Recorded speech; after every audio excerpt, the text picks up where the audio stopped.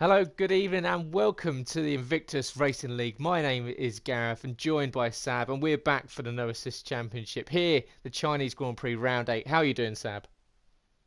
Yeah, good, thank you. How are yourself? Yeah, all good, mate, all good. Looking forward to another fantastic night's racing, and looking like a pretty full grid tonight. Yeah, it's going to be quite exciting. The Chinese Grand Prix. It can promote some good overtaking with that super long straight down the back end of the circuit. We had a great race last week again in no assist last week with White Fountain just pretty much dominating down under in Melbourne as we now heading on to qualifying. It looks like a bit of fog in the air, but overall it looks pretty steady in dry conditions for the guys on there.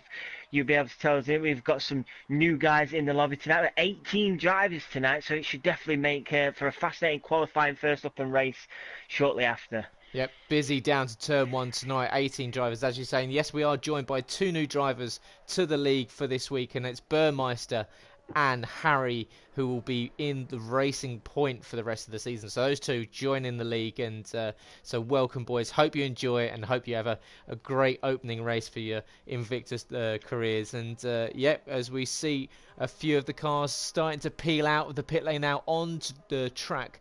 And yeah, as you said, White Fountain took the race win last week. Of course, he's in the Renault this evening, as always. But we saw a few other drivers kind of struggle around Australia. So the likes of reigning champion Scott, and that was his second retirement in 3 races. So it's not really going to plan for Scott this season. No, it has been a bit of a struggle for him, hasn't it? He has picked up a race win, but this time last year he was pretty untouchable, wasn't he, in no assists, and he just drove that car to the championship. He's got a bit of work to do, and a bit of work even more so to do tonight with the added pressure of even more drivers on the grid and the bit of unknown of the two new drivers, and we're not sure how they are going to get on. Scott's definitely going to be wanting to get back to where he believes he should be, right at the very front of the grid, getting that top step on the podium. So tonight there's going to be some pressure on Scott, but usually when Scott's under a bit of pressure, you usually get the very best out of him. So be interested to see how he does tonight. Absolutely. Of course, he was the victor when we were here last season. So he's no stranger to the top step in China. I'll get my words out. And yeah, so it's the Chinese Grand Prix. I'm sure you're all aware, guys, but it is a 5.45 kilometre circuit, 3.38 miles, 16 turns over a clockwise circuit, 51 gear changes over the lap, a 380-metre run from P1 down to that turn one, that corner that just seems to scrub off speed and just keeps going and going and going. Full throttle, 55% of the lap distance around here. It's the longest pure straight in F1 at 3/4 of a mile. And top speed they will be doing down that straight. It bounces around towards 210 miles an hour as we're on board with FPL Charlie, who is just starting his first flying lap, and he's the first one out on the soft tyres to set that fast time. And Charlie, he's impressed in the last few races. Yeah, he really has. He's definitely the form guy in the Mercedes team at the moment. He'll be definitely wanting to carry it on. He was unlucky last week, wasn't he? He picked up a time penalty, which unfortunately dropped him down out of the podium positions. But ignoring that, he has been on fire quite a lot. He's been on the podium quite regularly as well. Exactly what we expected from him. He started off slowly, didn't he, at the beginning of the season? But now he's really starting to find his feet now. Just looking down the field at the moment, there's a real mixture of tyre strategies at the minute. Some people favouring the hard tyres, some on the soft. So I'm currently sat on board with one of the new guys, Harry. He's currently on the medium tyre now, setting his first fly lap. So it's a good interesting start to qualifying to see that people are not just going straight for the fastest tyre. They're going to see what they can do, as Charlie's picking up a lovely toe there on FPL Charlie down that back straight. Charlie should move to one side, you would imagine. He does so, and Harry's now coming down to that bottom turn, coming round now for the final corner. What can he do on those medium tyres? So he's expected to be a bit slower compared to people on the soft tyres. Charlie dives into the pit lane. Harry comes now across the start line with a 1:32.093 on the medium tyre. So that is the first timed lap of the session with 13 minutes and 40 seconds left to go. It is on the medium tyres at 1:32 flat for the debutant Harry B. And we'll see as Nick L.J. Thompson doesn't set a representative lap there, 1:35. Maybe have gone a little bit deep into one of the corners. We'll just check. He was on the harder compounded tyre. So, yep, of course, the harder the tyre, the slower your lap time will be. As Harry still sits at the top. We've only had 2 times set so far. As there you go, Simon up onto a 32 flat himself. And in fact, only 0.004 of a second off of the back of Harry, but on the soft compounded tyres. So it's a good lap from Harry, and that toe from Charlie down the back straight has obviously really helped him. Yeah, it really did. I'm now on board with Jojo in the McLaren. He's on the soft tyres, just coming around the final corner now. What can he set on those soft tyres? He's going to cross the line. It's a 1:32.6. So at the moment, Harry's time on the medium tyre is looking pretty handy, isn't it? Yeah, not bad at all. And White Fountain drifting around the final corner there. It's made him drop down to 1:34.3. So White Fountain, last week's race winner, and our triple race winner this season, will be looking at improving. Beck 9000, he's just about kept it on the surface of the exit of that long corner at turn 12, turn 13, and he's now heading down the main straight. We'll see if he stays with it, because he did run slightly out wide, but DRS is wide open for the Toro Rosso. And Beck qualified very nicely indeed last week in Australia, and he'll definitely, he's bailed out of that lap. It looks like he's decided to go for another one here. So we've got yellow in sector 3. Is it a car? No, it looks like just slow cars getting out of the way. So Beck will go across the line. It's a 1:35.4, but he did bail out of that lap there. So it's going to be another lap for the Toro Rosso driver. And whilst that happened, we have the McLarens going 3rd and 4th with Drajo and M. Doran up on a 32.6 and a 34.1. We've got a yellow in sector 2 and 3. Been cleared, probably just a slow driver. We will go on board with Speed Queen 80, who's coming up to the final corner very, very shortly. And Speed Queen back on the podium. She bails out of that one. So Speed Queen back on the podium last season, and just speaking to her before the race week for this round, it's been a hardware issue for her. She's been working through a number of different wheels, and so she hasn't quite managed to get into the groove of the new wheel yet. So it seems that that's been her issue. So hopefully now that it seems she's back in the groove a little bit, we'll see her back up the front end of the grid. Yeah, hopefully so. And last week we got a little taster, didn't we? This season we've not seen much of it, but last week we definitely got a taster of what Speed Queen can do. If you've never watched Gnosis, she is an absolute lightning bolt normally around an F1 grid, but unfortunately this season's just not been there for her, like you say. It was good to see her get back on the podium where we always expect to see her. So tonight I'll be very interested to see if she can take this form on to this stage tonight and claim a podium place, maybe even challenge for a first place. But at the moment, not many people, I don't know if you've noticed yourself, not many people are really favouring those soft tyres. There's only 3 times at the moment been set on soft tyres. The majority of people are favouring those hard tyres. So it's an interesting call at the minute, with Harry still in first place on that medium time set. Absolutely, and I think what's interesting about that is we saw last week as a lot of drivers went for the soft compound strategy to start the race, and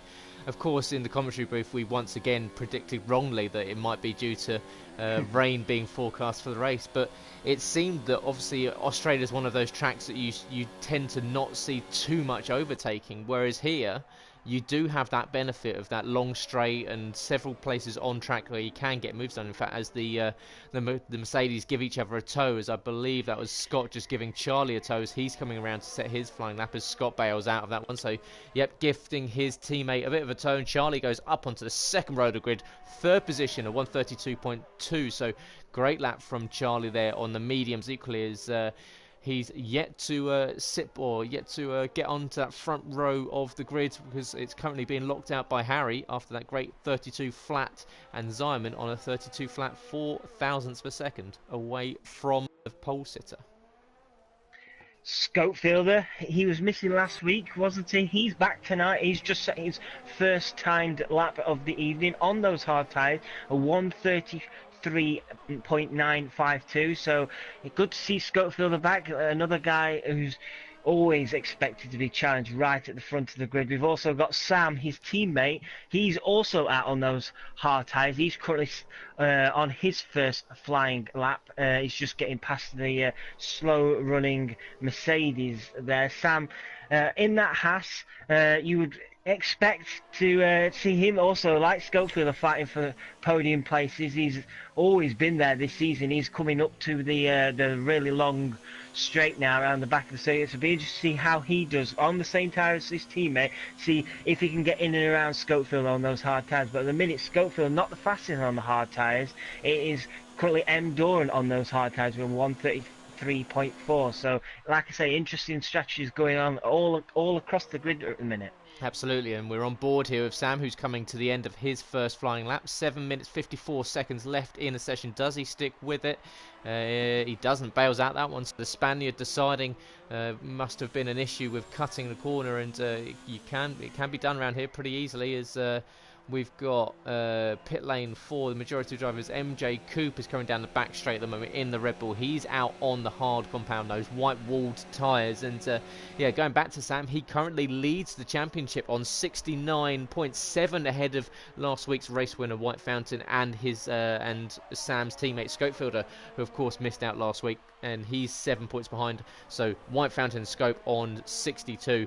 FPL Charlie not far behind on 60. Equal with CPI Alex, who is currently sitting in 6th position on the hard tyre. So good lap there from Alex, and he'll be looking at challenging because only 9 points off the top of the standings. But Sam has just been a bit of a man on form over the he's yet to pick up that elusive race victory this season, but he's been on the podium almost every single race this season. He has, and that's the key, is if you can be consistent, score good points every race, you are going to be there or thereabouts. Simon finally knocks Harry off the top of the table there, 1:31.8 on the soft tyre. And I was just about to say as well before I was finishing up with Sam, Harry, who did start time on the medium tyre, has now opted to go out on the soft tyre. So he's now currently just starting his first flying lap on the soft tyre. So it'll be very interesting to see what he can do on those soft tyres.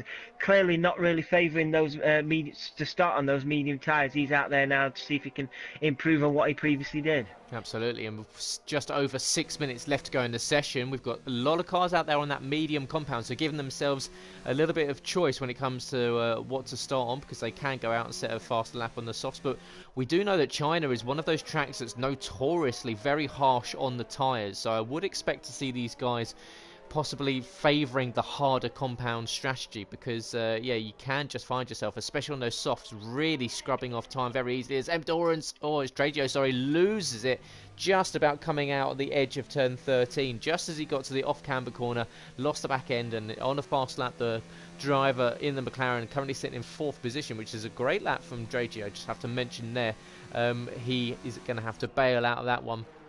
And we'll just check in, where is Harry? Harry has just left turn 13 to start that long drag, almost a mile long, all the way down towards turn 14, right up into top gear, and down into the slowest part on the circuit, turn 14, the hairpin. Can Harry get back up onto provisional pole with just under 5 minutes remaining? Looks like it's not going to be. It's a slow lap for him. So does he? He's going to decide to go for another one. So Harry's going to put another set of another lap on those tyres. So he's going to have to watch out for them, because as I was just saying, it's a very aggressive track for tyre wear around here. So many long corners that just really scrub off the outside wear of those tyres, and equally tyre wear and tyre temperature could be crucial around here. Most definitely, and that could be what Scott is suffering with at the moment. He's just done his first time lap of the evening, a 1:37.4 on the medium tyres. That nowhere near good enough for him and himself. He'll be obviously, I assume, be trying to go again. I'm not sure if he's going for it again now. He's just got a racing point ahead of him into the second sector now. Will he be trying to push on and see if he can improve on his previous lap. He's definitely not good enough for his standards at the minute, is he? He's 2.6 seconds up on his previous lap, so he's definitely going for it now. He's going to get a nice toe. It's Harry ahead of him. He's going to get a really nice toe off that racing point if he can just stay close enough, which he will be able to. You're coming up to DRS now, so Scott, hoping to improve here, is really getting a lovely toe on Harry. Now Harry will be clearly bailing out, you'd imagine. Yes, he does. He just pulls to one side, comes down to the tight little hairpin there as Scott comes around that, coming up to the final. Oh, there's a big wobble on there for Scott as he's coming around the final corner now. What does he do?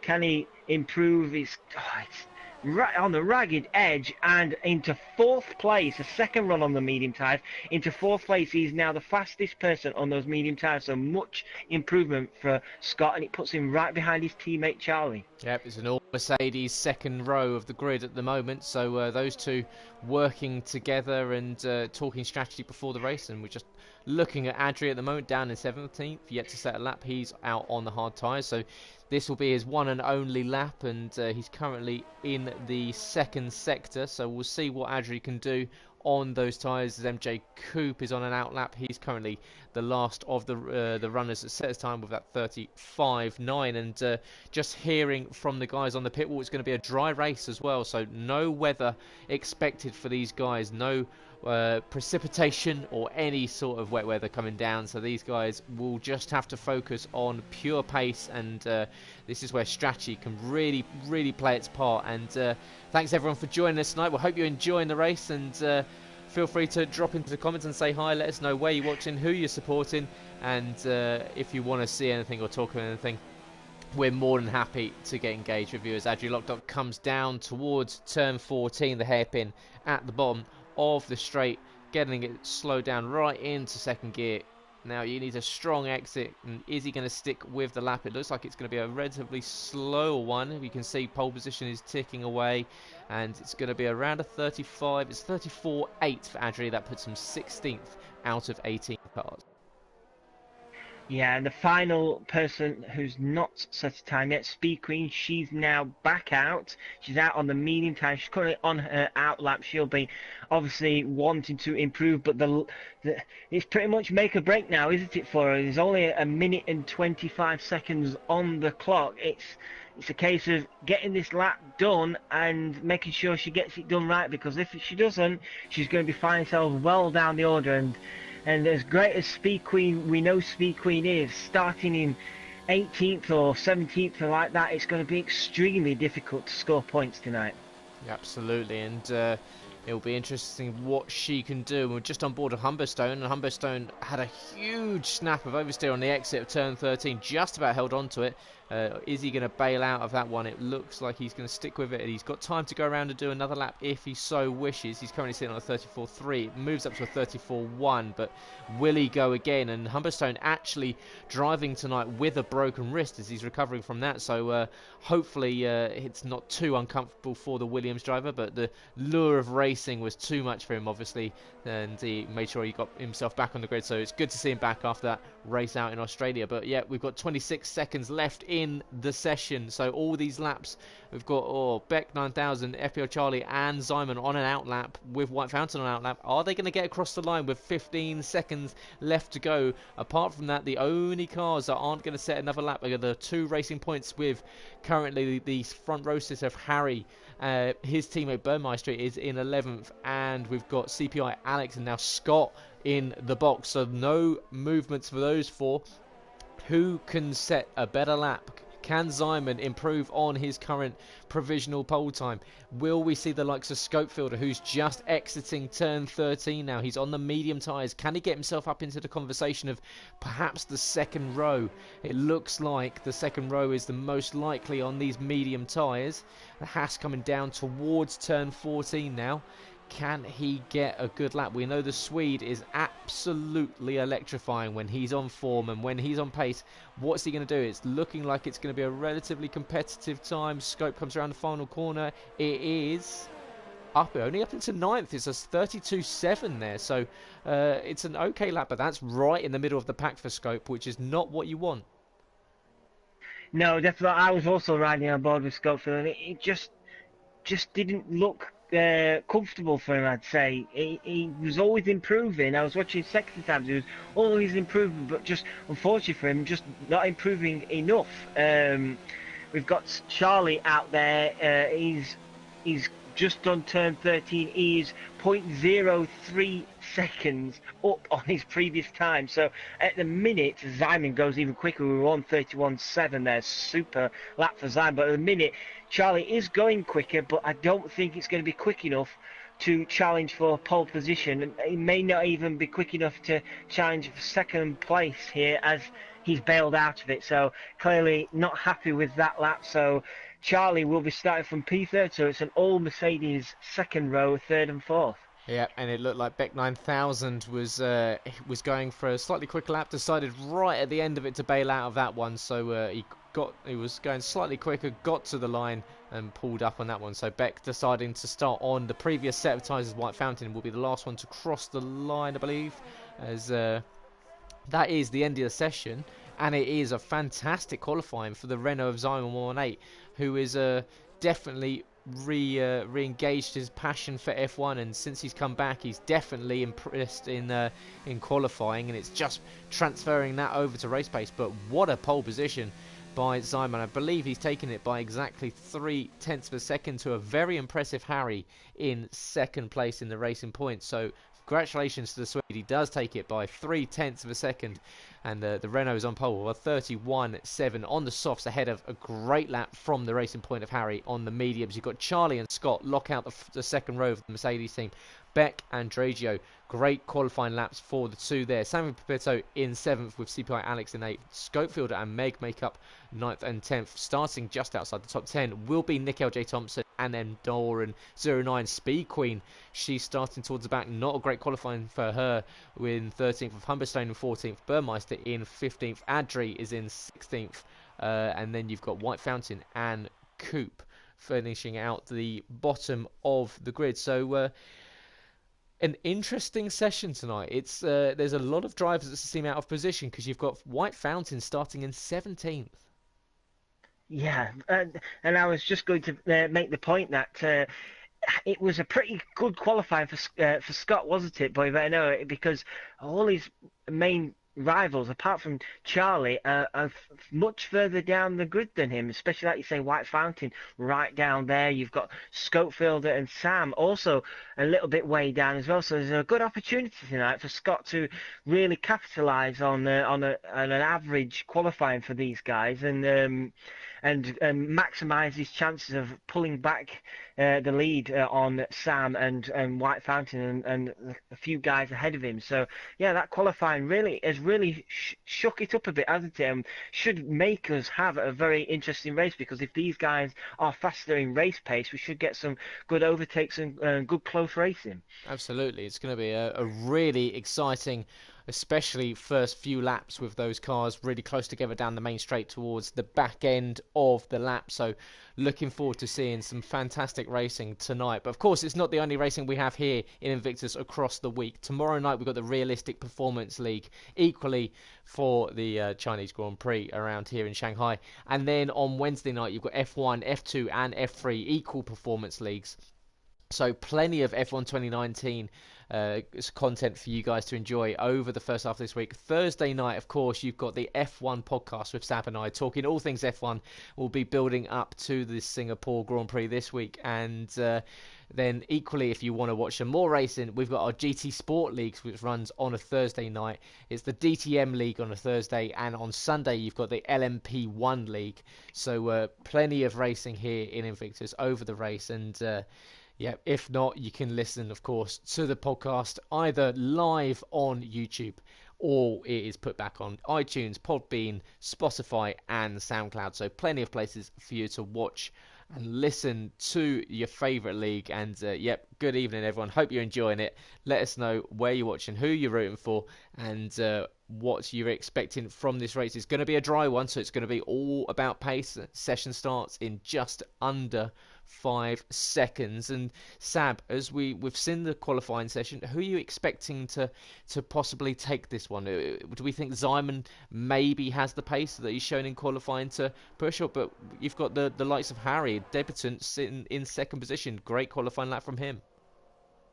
It's going to be interesting, isn't it? Simon, he's on those soft tyres, Harry behind him on the medium tyres. Simon is going to have to try and bolt and get away, because I'm not sure how long those soft tyres are going to last around here. You say tyres have got a history of struggling around here, so those soft tyres may not last that long, so Simon's going to have to try and get the maximum out of them in the shortest space of time, and hope that Harry doesn't stay with him. But if Harry can, then there's a good opportunity here for Harry tonight on his debut to challenge for that first place, or even pick up a podium. But he's going to have some mega pressure from the two Mercedes guys behind him, isn't he? And they're also on the medium tyre. It's I was just looking further down, from 11th down, all favouring the hard tyre except two, which is M. Doran and Burmeister, our other debutants. So, yeah, there's going to be some long running tonight. Only Dragio and Simon on those soft tyres. Can they make them last for as long as possible? It's going to be interesting. I don't want to predict, because I usually curse somebody, but I'm just going to say Harry's looked good so far tonight, and if he can get away cleanly, who knows what could happen. Absolutely. It's going to be a really interesting one. So, yeah, got just a few more corners of this formation lap, and this very long straight. You get that lovely shot here down the back end as we see the cars peel off of that off camber. You can see just how much angle's on that corner, and so the guys have got to really hold on to it. It's almost getting launched off of a banking, almost oval style in a American IndyCar or NASCAR racing. You can see weaving from everyone trying to get as much temperature, especially into the harder compound tyres. Get as much temperature, you want to get them as sticky and warm as possible, because that first lap, this is where you're going to be battling for position.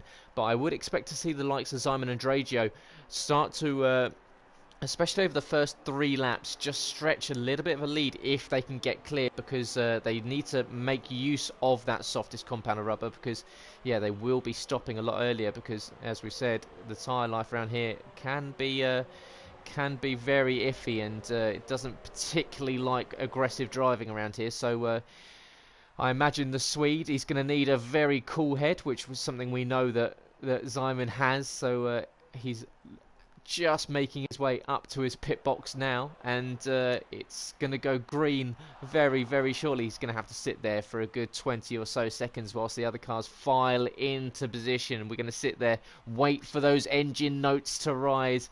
I hear the whir of the turbos, and we're going to be heading down to turn 1 well, I say that as we've got a very slow Toro Rosso, was it, in the background, that's just about making his way up to his grid now, just off the back of everyone else, and files into position. There we go. So we'll be going to the lights momentarily.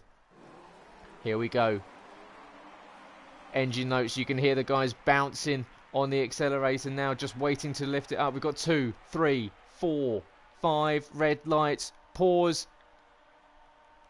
And off. Who gets the best start here? It's a good start by the looks of it on the inside for Harry. He's going to pull to the inside to try and cover off the inside line, but Simon's going to sweep round, maintains first position. Beck has managed to jump ahead of the Mercedes, but the two Mercedes are going to battle going in. It's tight there. You can see Charlie not wanting to get into the back of Harry. They're really bailed out of it, but Beck and Scott are still going at it side by side, but Beck almost loses control. But it's a great start from Simon.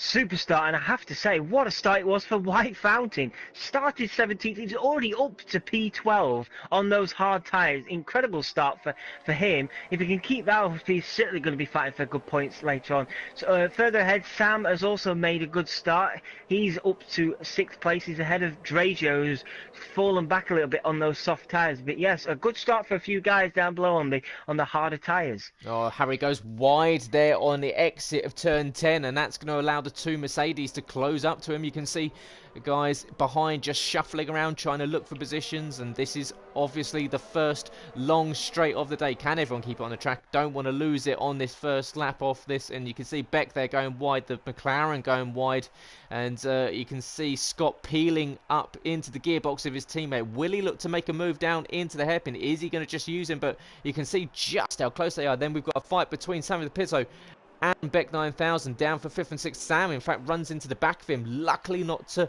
pick up any front wing damage there, but we've still got this battle going on at the front between it looks like a little bit of, was that maybe just a bollard there? Looked like it was a little front end plate coming off, but I believe it's just a bollard on that final corner. But Scott right into the gearbox of his teammate ahead, but just decided to stick with him now instead of making that move early on.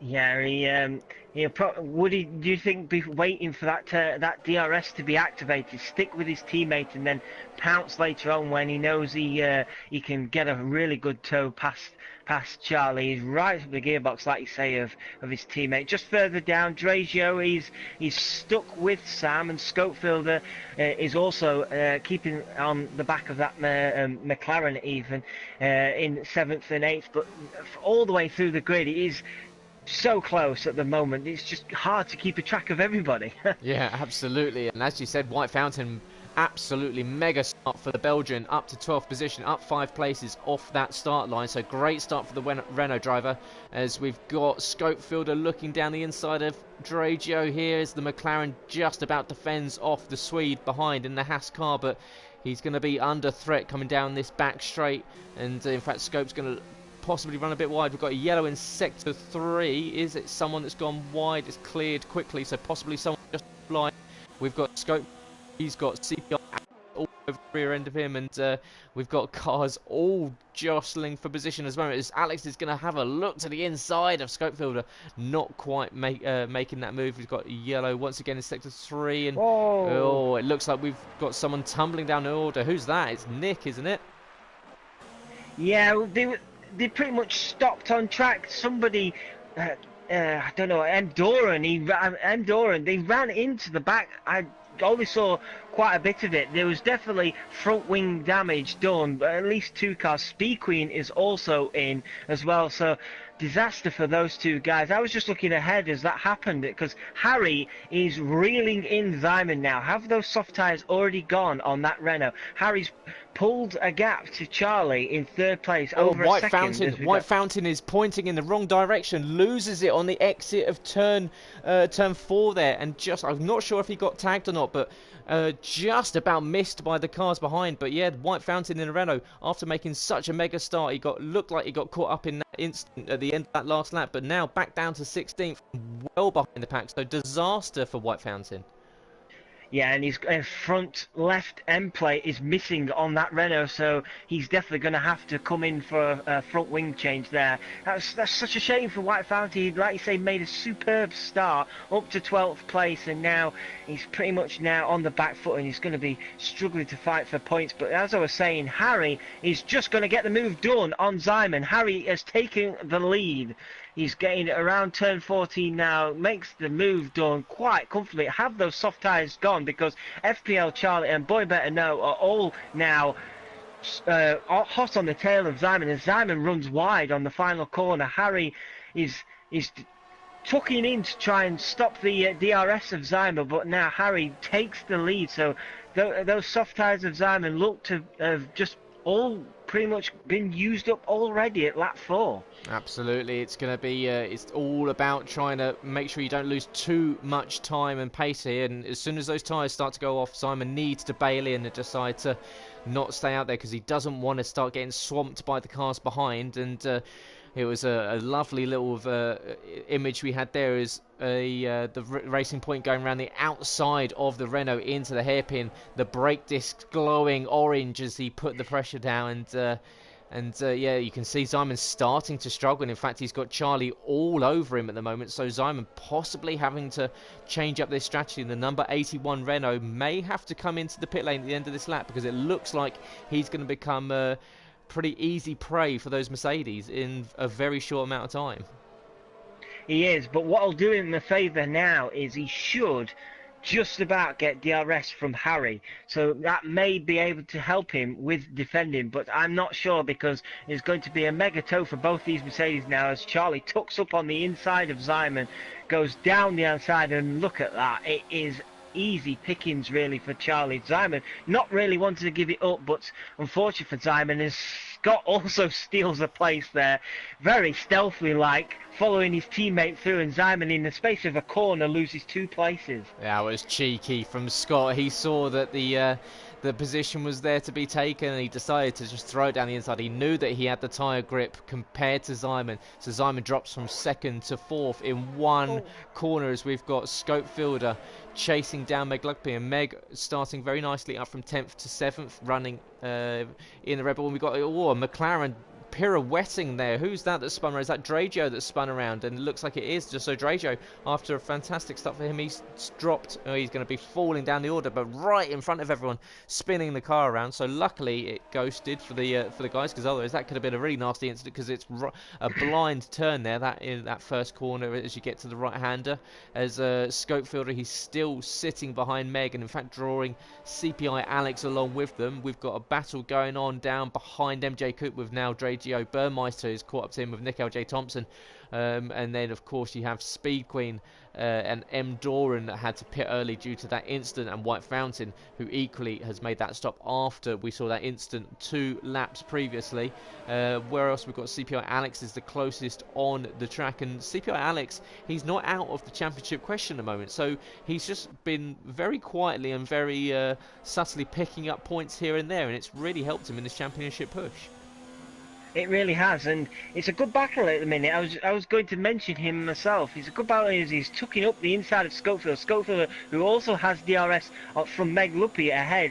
CPI trying down the inside, and it's a late break. He locks up, and dear, it's pretty much forced Scopefield to take evading action there, and he just about, I think, got away with not catching as Scopefield comes in, so maybe there was contact. Scopefielder has bailed and come into the pit lane, but CPI Alex, it was ambitious, and locking up those both the front tyres, he might have harmed his chances of challenging even further there, depending on how hard he's locked those tyres up. But as I say, it was a good battle for 5th. Meg Luppy, CPI Alex and Scopefielder, but whether Scopefielder must have picked up some sort of damage there. Unfortunately for him, he's now coming back out. He's dropped down to 14th place, maybe, yeah, he's dropped down to 14th place. He's gone onto the hard tyres now, so he'll be looking to see at the end there. But that's a bit of a disaster there. CPI Alex was a bit eager, wasn't he, going down to turn 14, and looks like he's cost Scopefielder a lot of positions. Yeah, we were on board with the Ferrari, and you could see just broke just a fraction too late, and it just set him wide. And in fact, he was lucky not to collect the car in front with Meg Lugby, and so yeah, Alex up in 6th position now, but I'm sure the stewards may want to have a look at that at the end of the race. And but that's another, with Scopefielder dropping down, that's another championship challenger that's having a little bit of a torrid start to the race, with White Fountain of course down in last position. You've got Harry having a nice little battle with Charlie at the moment, a little bit back and forth between these two, just trading tenths of a second, just trading sector times, and Charlie just sitting behind the racing point, not pushing too hard, and he's dragging his teammate along. And but behind them, not too far away, only 3 seconds off, is Mr. Podium himself, is Sammy Pepito in 4th position. So Sam, as usual, up the right end of the grid. Yeah, you can always count on Sam, can't you, to be right up there challenging for podium positions. I'm just watching at the minute the battle for 10th place. Humberstone, Nick, LJ Thompson and Burmeister. They're all running pretty closely. Humberstone doing well at the minute with that broken wrist, like you say. Nick trying to harry and hassle and force a mistake out of that Williams driver, but at the moment Nick just can't get past him. He's also got the other debutant, Burmeister, who's not having a bad race himself. He's up 3 places from where he started. He's in 12th, and at the minute a good little battle in 10th for 10th place.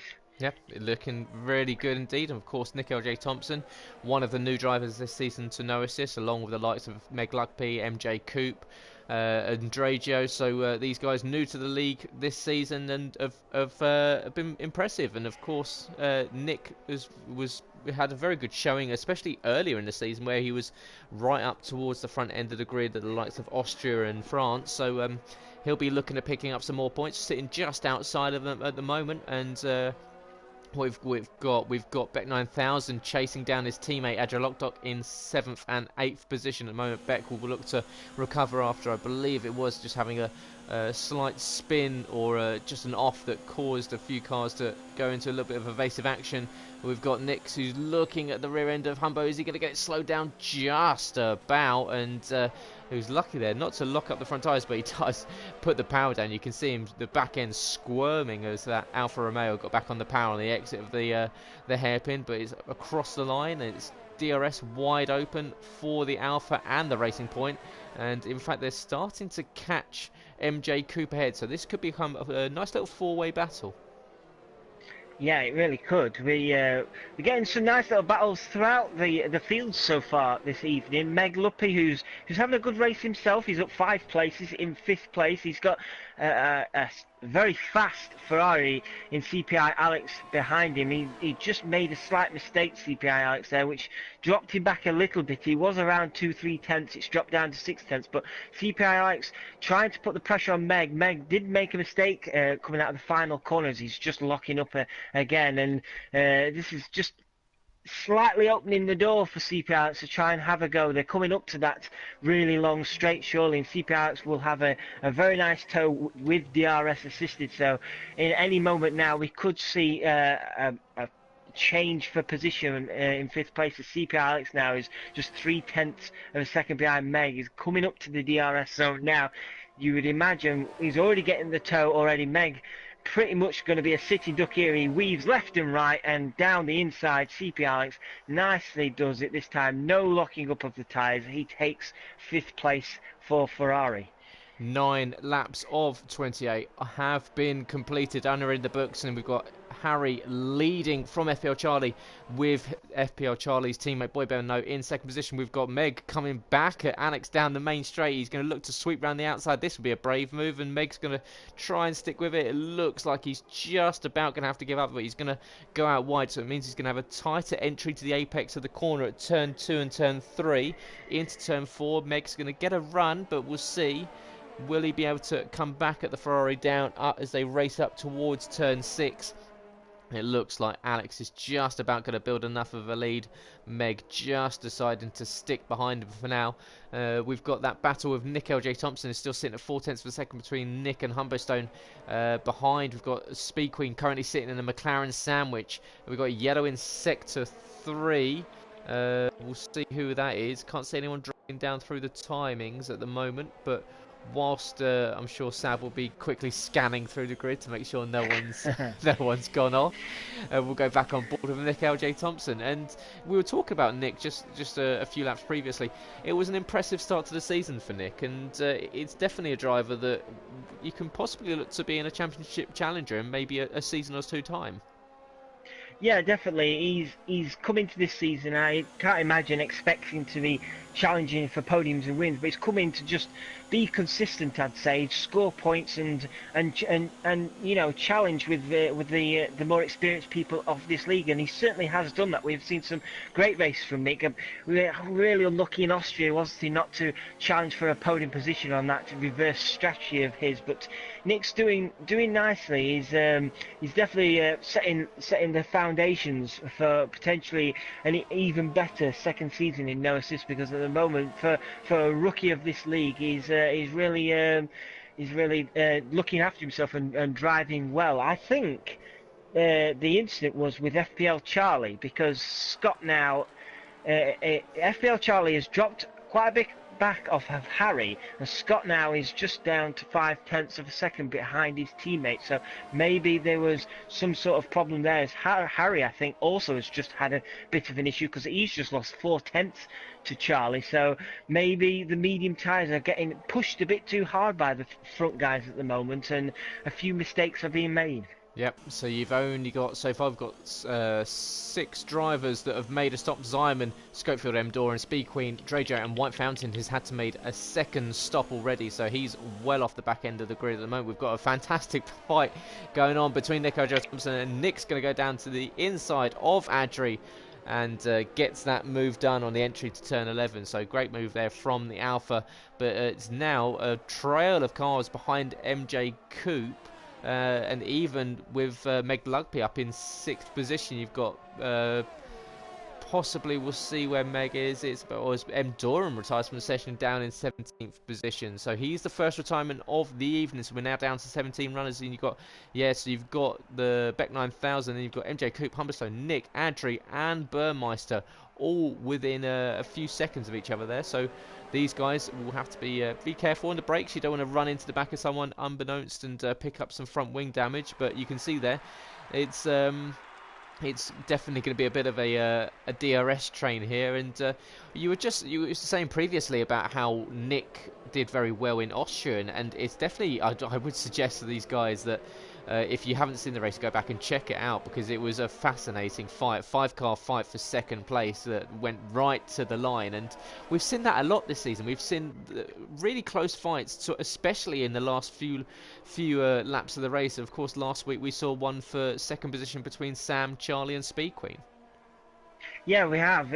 That's what I've really loved about this season. We've had good battles throughout the grid, and sometimes as commentators it's hard to try and give coverage to everybody, especially when you see so many great battles all the way through the grid. Like tonight as well, we've also had some great battles. Like you say, I would definitely recommend going through the YouTube channel and checking out some of the races from the season, because once again this season has been an absolute delight to be part of. I just wanted to make the point, Sam is the first of the medium runners to come in and swap for the hard tyre. He's just dropped down to 13th place, so it'll be interesting to see how he gets on those hard tyres now. Will others also do the same? As I say that, Harry and Boy Better Know are both in for pit stops as FPL Charlie takes the lead of the race for the first time. Scott, is he going to come out ahead of Harry? No, he's not. So Harry, nice stop for both teams there. Harry and Scott will be coming out around 4th, 5th, 6th position. It's going to be right into the middle of this huge gaggle of cars. In fact, they sweep around the outside of Scott. So Scott's going to have to try and muscle his way into the middle of this. And this is a worst case scenario for Scott, because obviously he's on cold, hard tyres. These guys around him will have had their tyres up to temperature. And he's going to see that racing point ahead. And he's going to start to see it just scampering away from him, because you can see the Red Bull there of MJ Coupe just having a look to the inside of Scott, knowing that Scott's tyres aren't up to temperature. But it looks as if Scott may have just about got away with it. He's currently in 7th position, but Harry managed to just miss that main bundle of cars that we see just behind him there. But yeah, that was sorry, I had to cut you off there, because it was no, it's fine. It could quite possibly have seen a pretty frantic first corner there, as I'm sure Scott wasn't expecting to see a swathe of different coloured cars sweeping around the outside of him into T1. No, definitely not. I just want to go further down, if I may. We have got Adri Lockdot, MJ Coupe, Burmeister, Zyman and Nick LJ Thompson all in a mega train going down this back straight now. There's going to be one hell of a tow as Scott gets the move done on Humberstone. Is MJ Coupe going to get the done on Adri? No, he's just quite not. He locks up nearly gets the move done, but there's a superb battle for the minor points at the moment as Burmeister nearly wipes out the back end of MJ Coupe round the final corner. As you see, FPL Charlie does finally pit. He came back out. He's come back out of ahead of his teammate, but crucially, he's come out behind Harry as Harry's just got past Beck. So now Charlie is going to have to also get past Beck 9000. So Harry will be hoping that Beck can stay there for a few corners at least and give the chance to Harry to just pull away if possible from the chasing Mercedes. Now, what we haven't mentioned is obviously Zyman was leading the race to start with and had to make that pit stop after starting on the softs, and he fell back into this group of cars and he's been stuck trying to fight his way through. So look at the gap he's lost with Harry back up into second position already. Scott in 5th and Charlie in 4th, so Simon down in 9th, so he's really lost out as he got caught up in this traffic. Yeah, that I didn't actually notice that until you said, as we've got banging wheels there between FPL Charlie and Beck 9000. Sorry, these two are just, it's a tag team with them, and you can see just going either side of the of poor Beck 9000. In fact, Scott's got a run on Charlie now. Is he going to make the move down the outside, teammate on teammate, and the Mercedes do swap over as they go down towards turn 14. But yeah, a pretty funny that most of mistake. They're still side by side, these two, so not giving up, and they both think that they can chase down Harry for the win. Oh, you can see this. Scott sideways there. Scott was absolutely sideways there. I don't know how he kept that on track. Charlie's now retaken second place from Scott. Scott coming out the final corner and fast and furious style around the final corner pretty much, and just about kept it on track. But Scott will not be happy that that little mistake has allowed his teammate back ahead of him.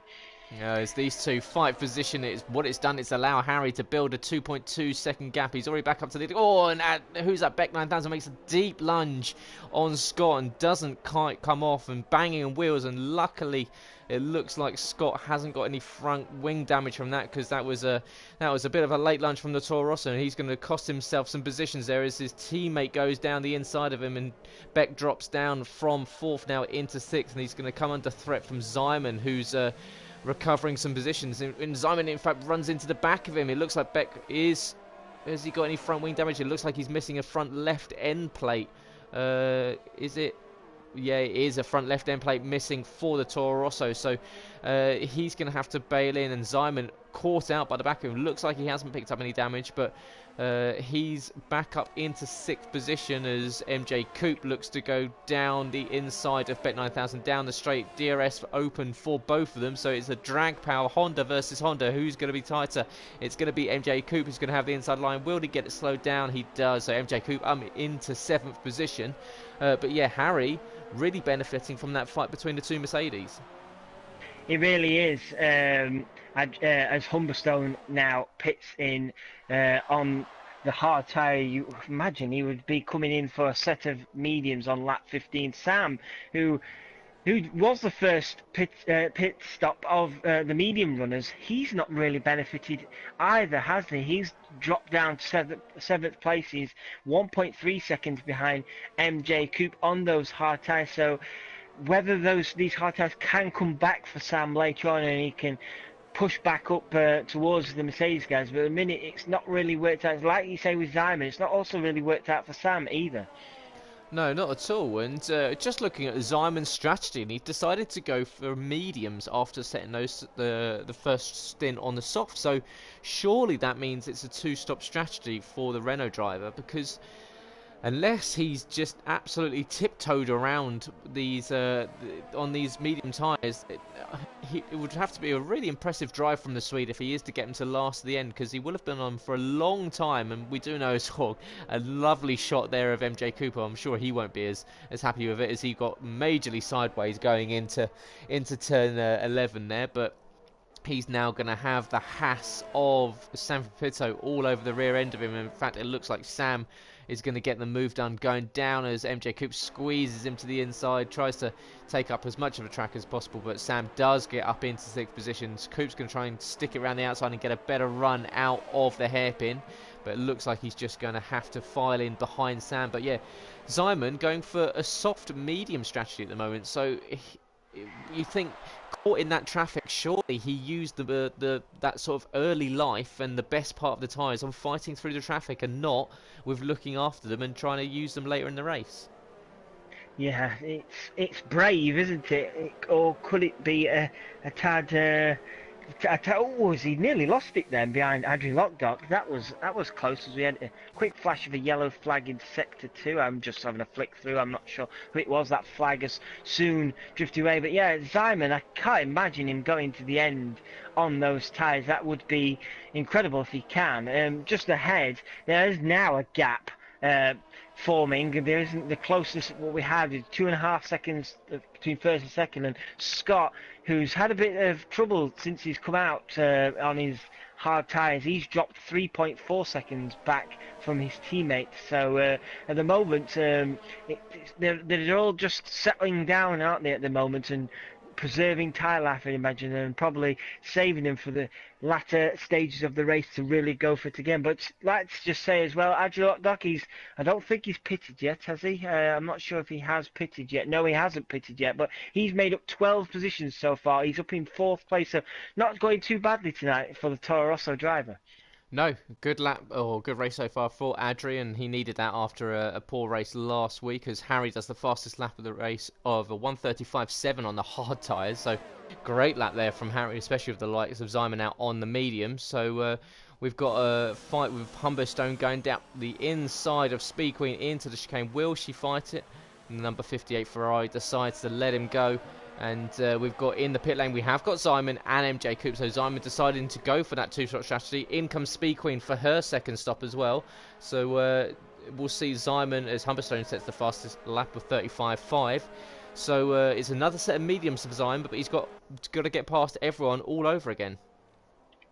Yeah, that's tricky strategy. If it pays off for him to get some good points tonight, then all the best of luck to him. I'm just watching Schofield, who's, I'd say he's had a really quiet evening, hasn't he? You used to him fighting at the front, fighting the likes of Scott and Charlie and White Fountain, who's all the way down in 17th place. Schofield currently right behind Meg Luppy in the Red Bull at the moment in 8th place. Schofield clearly will not be happy with finishing 8th place. He'll be wanting to try and get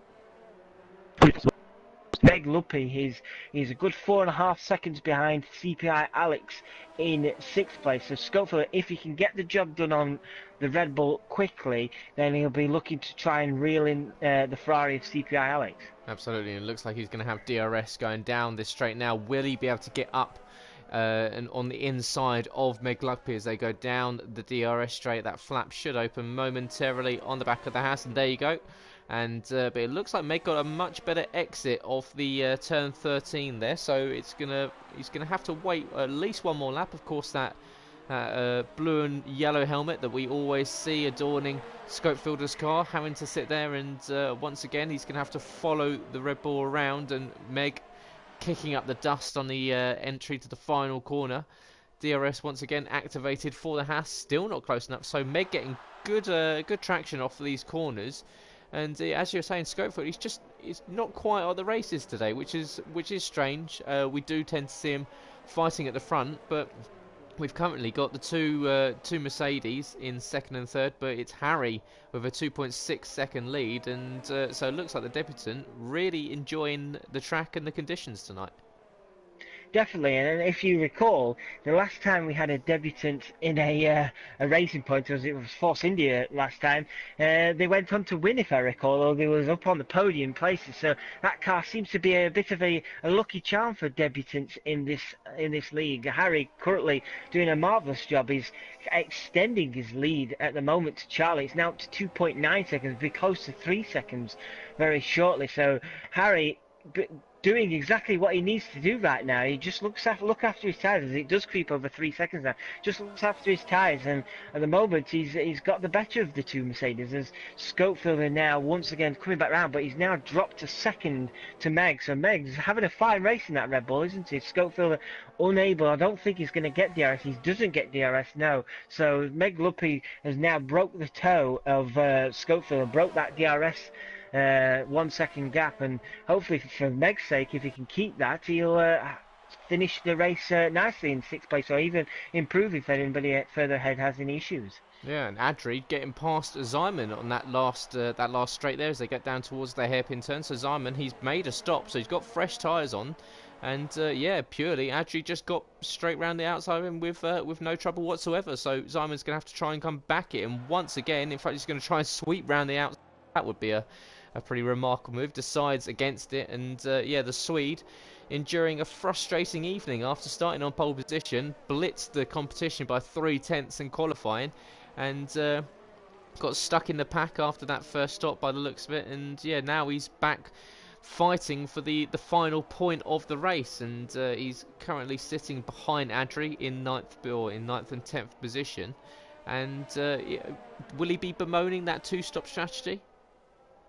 You would imagine so. I was just looking as well. It looks like both the soft tyre runners just haven't. It's just been the wrong call, hasn't it? Drazio was the other one. He's down in 16th place at the moment. So clearly shows that the guys and girls who started on the harder tyres, the medium or the hard tyres, it has paid off for them, because those soft tyres just went off far too quickly early on. And Simon will definitely be thinking he should have maybe gone for a medium run in qualifying, as he's now looking to make up a place on Adri Lockdock. He's got the DRS, he's getting the toe nicely, he's going to send it down the inside.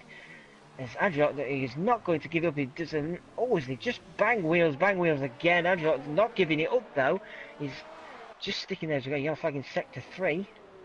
It's a car on the final corner. In fact, the two we've just seen, it was Humbo Stone that lost it on the final corner, and we've just seen the Renault and the Toro so split him either side. And in fact, Simon, almost like Mika Hakkinen and Michael Schumacher back in the day, going either side of the Williams, and it was Simon that managed to get up the inside. So he had the preferable line into turn 1. So Simon does get past Adri Lockdock, and I'm sure he'll be pretty happy with Humbo Stone losing it, and Humberstone now under threat from MJ Coop behind, and Coop having a look up the inside into turn 6, doesn't quite get the move done, just about holds on to that spin as well as he got onto the power. But yeah, a great move there from Simon, nice and fortuitous, as he saw the Williams ahead of him. In fact, the Williams struggling, you can see going very, very there at turn 7.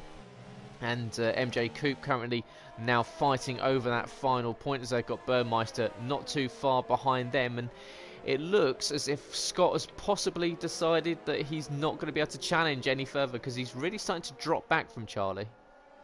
He really is, as it's now 7.4 seconds. I've just been watching the Meg Scopefield battle. Scopefield within DRS every time, but Meg round turn 13 just seems to get the better run, and I assume be saving all of his battery power to defend from the DRS of Scopefield. Scopefield once again down the start finish right now. He's much closer to Meg. Meg defending deep, tucking right in. Scopefield surely not be able to go around the outside as they touch the bang wheels. Scopefield has to bail out. He just about keeps it on the track.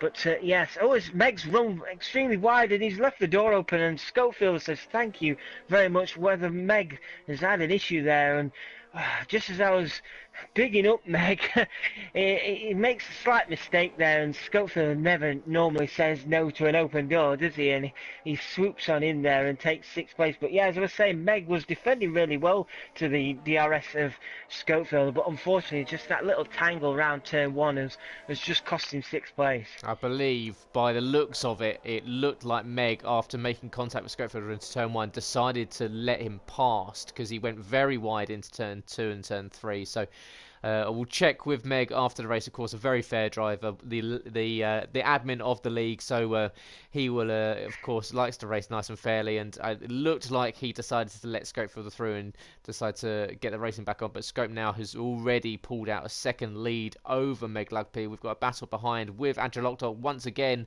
with Simon, and this time it's going to be the Toro Rosso that's going to have DRS on Simon. Simon going side to side on the back straight, and we saw that in the F2 race at Monza with Jack Aitken a few weekends ago, and just about both getting it slowed down, both locking the front right tyres there, and it's a slow exit out of the corner for Adri.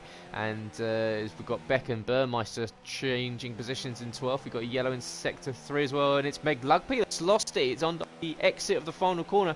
In fact, he's put it right in the wall right before the start finish line. That is desperately unlucky for Meg, isn't it? He's been having a superb race tonight, and he's lost his complete front wing. His front wing is gone. There's nothing left there, so disaster for Meg, as he just can't even keep it on the track now. He'll be tumbling all the way down the Oars now. What was going to be a great race for himself tonight has ended in disaster for him. and the Red Bull team. I wouldn't be surprised if he ended up retiring from this race. But yeah, disaster for Meg Luppy, because he looks set for good points tonight. Yeah, really disappointing, and of course, the absolute worst position on the track that you could possibly do it is just after the pit entry, and so he has to do an entire lap. As we've got Adri, looks like he's had an incident, and he has, and so Adri now pointing into the wall with front wing damage. So did he come into contact with, he was in fighting with Simon, wasn't he? So, but Adri has had a spin on the exit of turn 10, so he was pointing directly towards the wall. So that has promoted MJ Coupe and Humberstone up, now Beck up into 10th position as well. So Burmeister, who was sitting on at the moment, a second debutant, of course, teammate of Harry, who's currently leading the race by 2.7 seconds. He's got a little bit of a gap. We've got Nick going up, missed that one there. So we just saw Alpha flash up the inside, and Nick now up into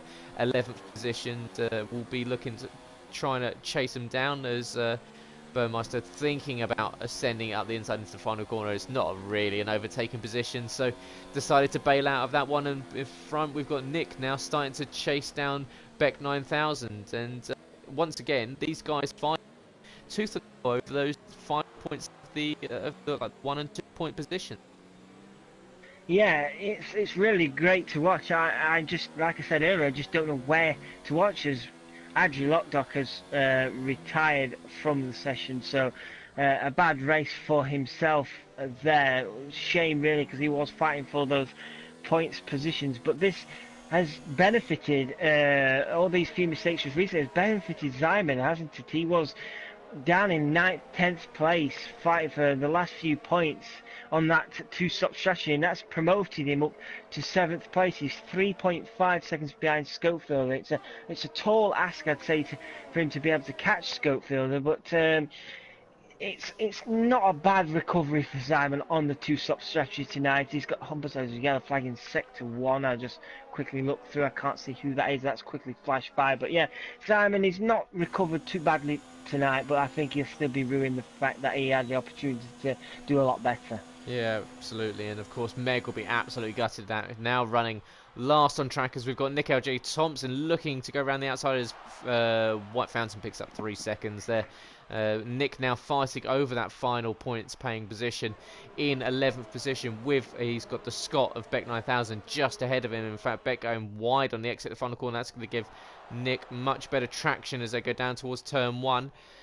And just looking at the top 3 at the moment, you've got 3.1 second gap between first and second. Charlie, he's got a huge gap now between himself and teammate Scott, but Scott being chased down by Sam. So Sam counting himself well and truly in the conversation for a podium if Scott picks up a penalty in the last few laps of the race.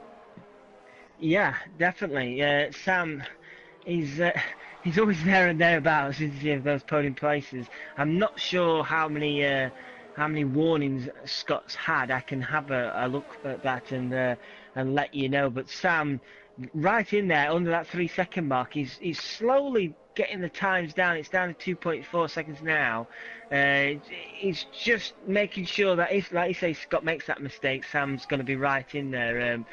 At the moment, it's pretty even out, apart from the 10th, 11th and 12th 10th and 11th places at the moment. Everybody else really spread out, as Beck 9000 is right up the gearbox of the Red Bull of MJ Coupe as he swoops around down the inside just before he's even got DRS. DRS wide open as Nick now is eager. Surely not. Nick's going to go down the middle of them. No way.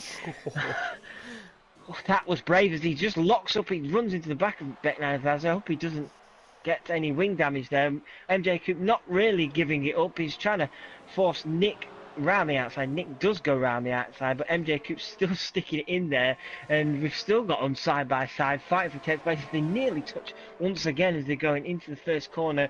Nick with the inside line as they touch. Oh no, they just slightly touch, and that's unfortunately Nick manages to get back on track alright, but that's dropped Nick further back. That's unlucky. MJ Coupe's now gone off. MJ Coupe almost losing it on the exit of turn 4 there. Yeah, really unfortunate. The two going side by side and almost banging wheels. And then when they did bang wheels, unfortunately, you're on the off-camber part of the corner, and it is MJ Coupe who looks like he's starting to struggle on those tyres, possibly over those mediums now. with Nick, and yeah, he's now still in 10th position. Nick, unfortunately, dropping back down to 11th after what looked like it was going to be a crazy move between the two of MJ Coupe and Beck, and but it is Nick LJ Thompson that has lost out, and we've got 3 laps left to go in the race, and it looks like it's going to be a debut win.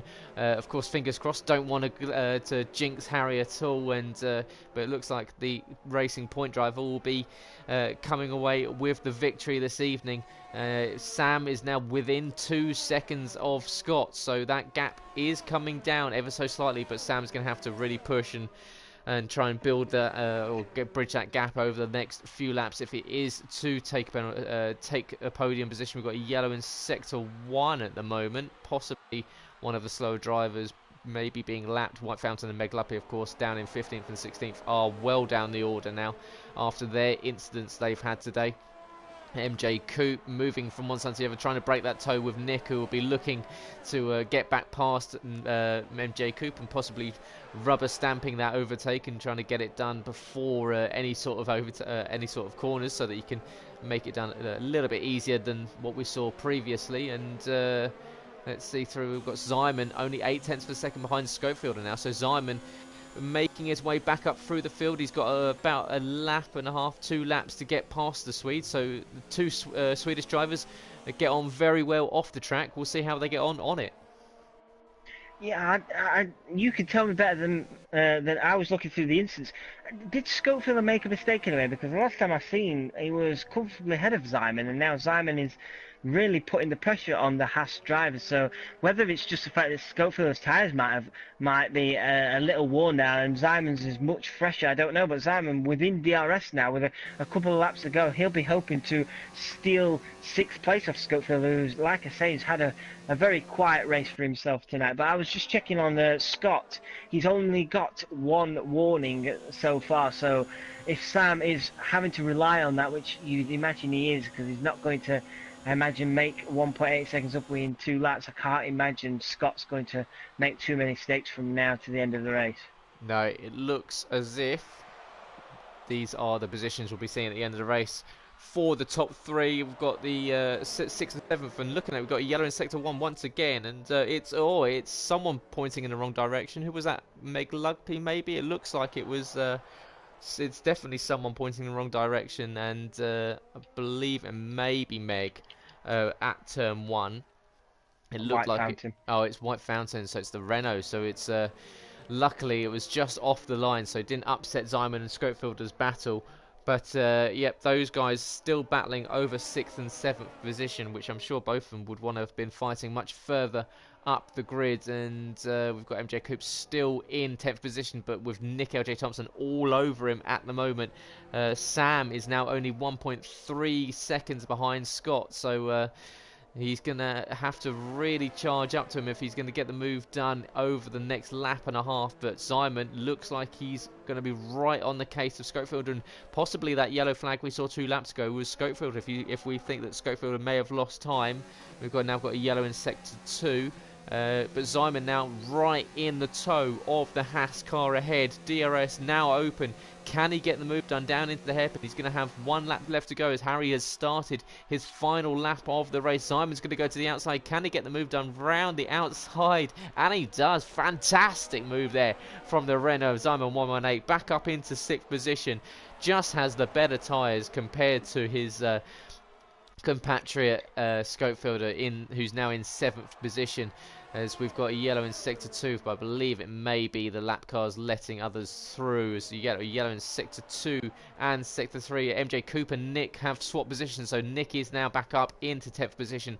He has relegated MJ Coupe to outside of the points, and Harry is currently in the 2nd sector, making his way towards the 3rd on his final lap of the race. 28 of 28, and it's going to be an absolutely scintillating way to start his life here in Invictus. And what a way to do it, by picking up a victory. It's exactly what we saw Scott do when he first joined the league. He picked up a win here. And Jai, tell me, cut me off, what am I missing? Sam is all over the gearbox of Scott. Going down that final straight now, he's going to get DRS. I'm sorry if I cut over anything. No, White Fountain's in the way. White Fountain's in the way. Sam had to go round White Fountain. Scott is... that is very, very hard defending from Scott there. He pushes Sam pretty much nearly onto the grass. Scott is defending with his life now as he's pushing Sam out onto the dirt again. They're going to cross the line together, and Scott just about keeps holding. But I think, I'll be honest, White Fountain cost Sam the chance of a podium there. White Fountain just did not get out of the way. He was sat right in the middle of the track down that start-finish straight. Sam saw him late and had to swerve to get out of his way, and this disturbed the toe of what he had against Scott, and unfortunately Sam just couldn't get the move done, and he just finishes just millimetres off the podium place in 4th place. But what a battle it was from Sam right on the last lap.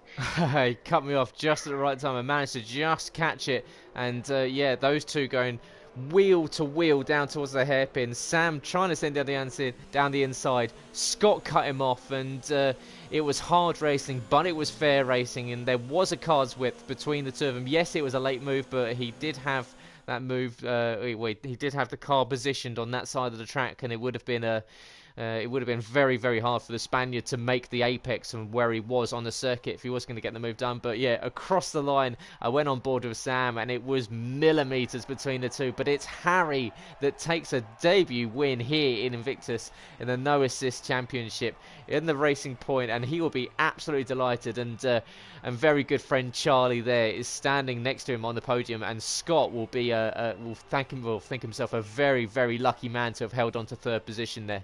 And he makes it a double podium for the Mercedes. But what a race from Harry.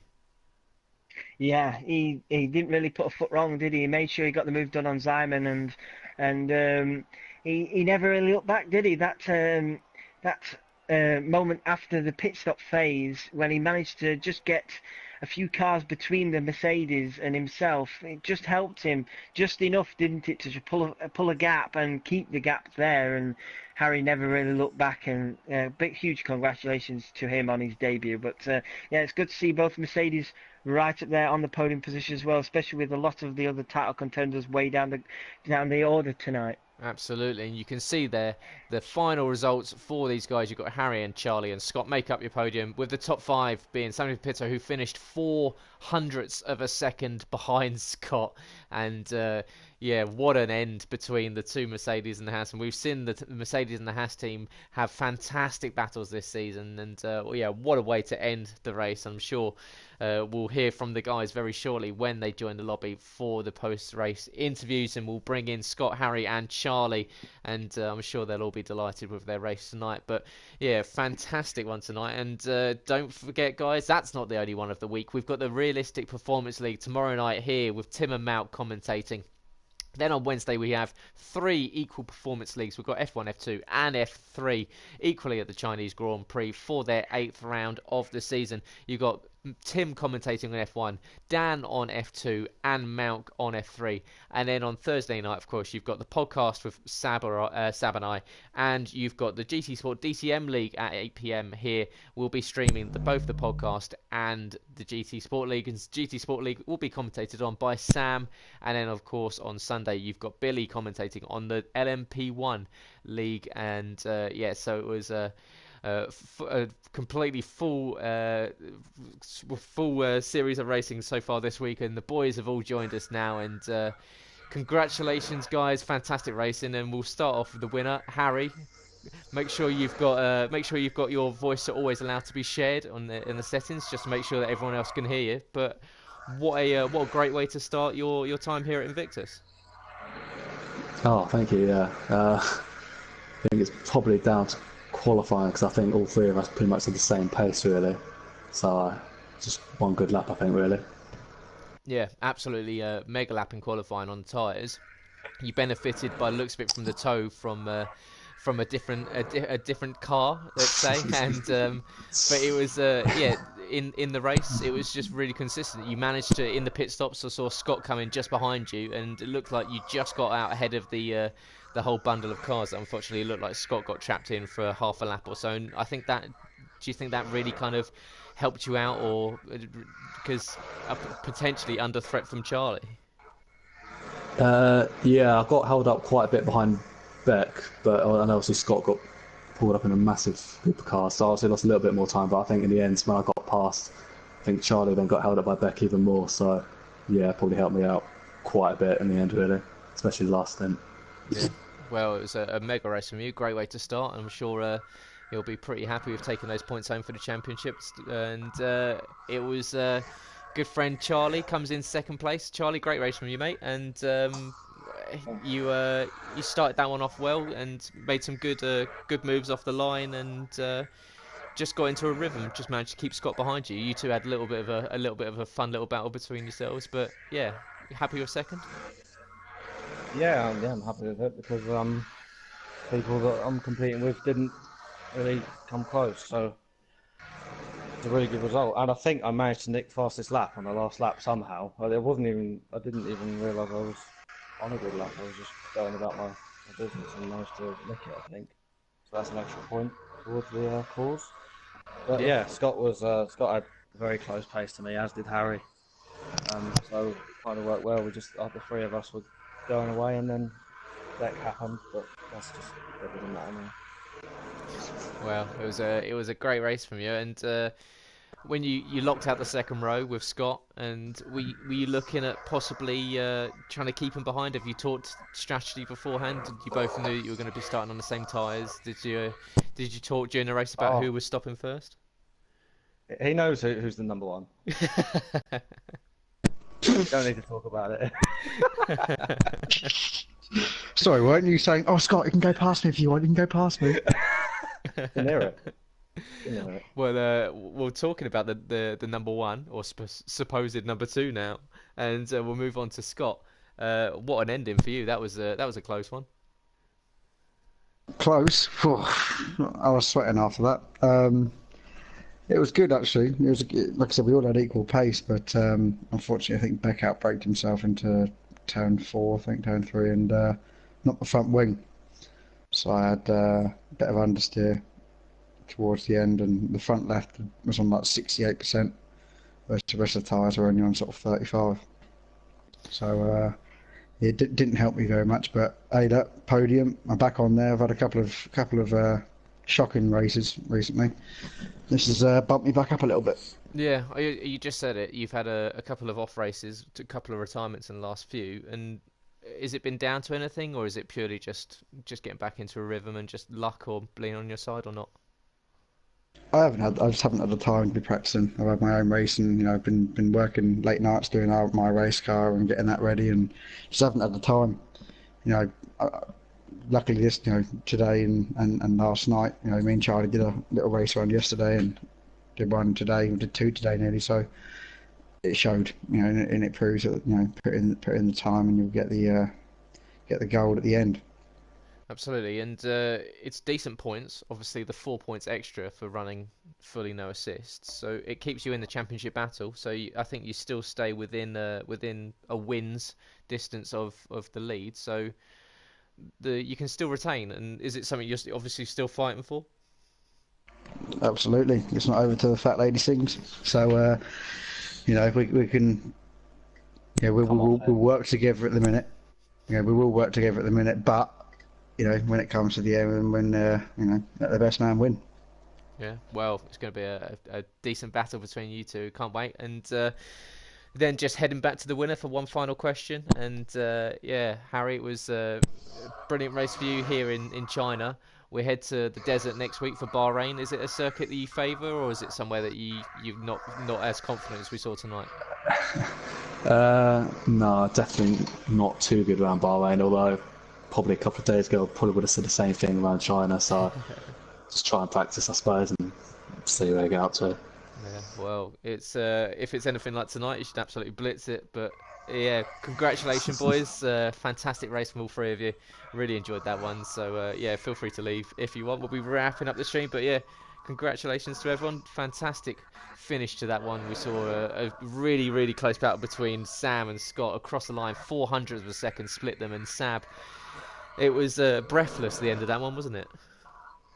Yeah, I didn't expect it to be like a photo finish at the end there, but Sam certainly gave it all he could, and unfortunately for him, the guy who we always seem to see on the podium just couldn't quite make it tonight. It was a good battle at the end for him, but huge congratulations to Harry on his debut tonight. He definitely shown us what he's capable of. Hopefully, for his sake, he can carry on into next week and carry on this good form. It gives the guys championship a bit of a headache, especially if he's taking points off them when they're fighting to take the lead of this championship. So yeah, it was a good race tonight. Like we're saying in the stream, it's had great battles throughout the race, didn't it? Not only fighting for the podium as we saw, but fighting for 5th and 6th at one point, and even for fighting 8th, 9th, 10th, and 11th. So yeah, it's good to see that people are fully committed to fighting even for the lower end points on the grid tonight.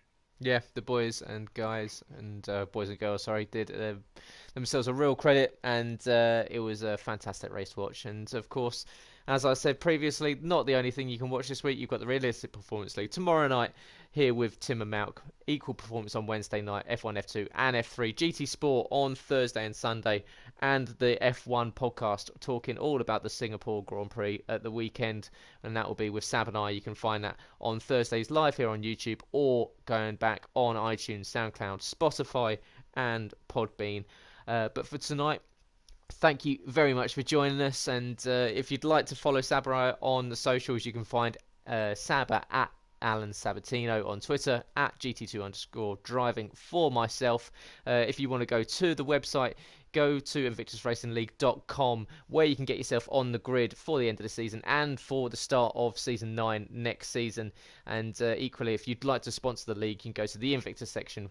All the drivers in the community can see what the perks are for that. And equally, if you'd like to follow all the socials, go to the Twitter at InvictusRL, Twitter at InvictusRL on Instagram as well, and Invictus Racing League or Invictus Racing League on Facebook. There we go. I've got it right. It's very late and I haven't had much sleep, so I'll be heading off soon, and we hope to see you back next Monday here with the No Assist Championship here with the Invictus Racing League. And from Sab and I for tonight, congratulations to everyone for the podium, and we will see you next week. Have a good one, boys.